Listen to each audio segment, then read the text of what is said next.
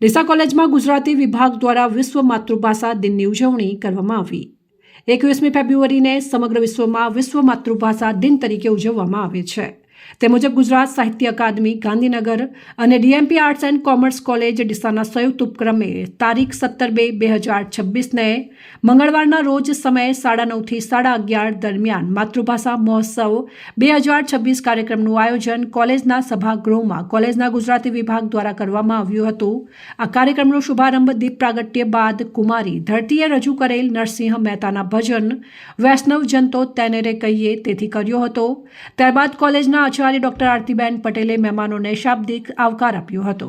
કાર્યક્રમના મુખ્ય વક્તા સુપ્રસિદ્ધ સાહિત્યકાર ડોક્ટર કિશોરસિંહ સોલંકીએ વિદ્યાર્થીઓને એક ગુજરાતી તરીકે ગુજરાતી ભાષાનું આપણને કેટલું ગૌરવ હોવું જોઈએ તે ઉદાહરણ સહિત સમજાવ્યું હતું। ત્યારબાદ કાર્યક્રમના બીજા વક્તા ડોક્ટર નિસર્ગભાઈ આહિરે માતૃભાષા અને માનવીય સંબંધો વિષય ઉપર માનનીય પ્રવચન આપીને વિદ્યાર્થીઓને માતૃભાષાના મહત્વની યોગ્ય સમજણ આપી હતી। તેના જતન માટે આહ્વાન કર્યું હતું। અતિથિ વિશેષ કોલેજના નિયામક છગનભાઈ પટેલે માતૃભાષા એ આપણી સંસ્કૃતિ સંસ્કાર અને ઓળખનો આધાર સ્તંભ છે તે વિશે માનનીય પ્રવચન આપ્યું હતું અને આ કાર્યક્રમમાં મુખ્ય અતિથિ તરીકે ડોક્ટર નવીન કાકા ઉપસ્થિત રહ્યા હતા। સમગ્ર કાર્યક્રમનું આયોજન કાર્યક્રમના સંયોજક પ્રોફેસર આશાબેન ચૌધરીએ કર્યું હતું। તેઓએ કાર્યક્રમના સુંદર આયોજન માટે અનુમતિ પ્રદાન કરનાર ગુજરાત સાહિત્ય અકાદમીના પ્રેરક ડોક્ટર ભાગ્યેશ જહા તથા મહામાત્ર ડોક્ટર જયેન્દ્રસિંહ જાદવનો આભાર વ્યક્ત કર્યો હતો।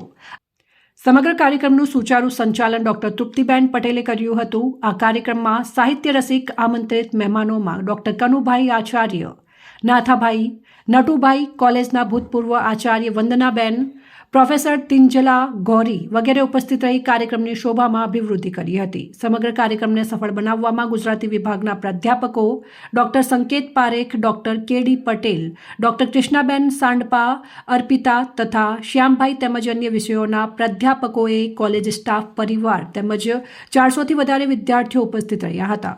કાર્યક્રમમાં સર્જકોના સરસ મજાના ભાવચિત્રો, રંગોળી તેમજ ગુજરાતી સ્લોગનોને ભારે આકર્ષણનું કેન્દ્ર જમાવ્યું હતું, જેને તૈયાર કરવામાં પ્રોફેસર ખુશીબેન અને ગુજરાતીના વિદ્યાર્થીઓએ ભારે જહેમત ઉઠાવી હતી।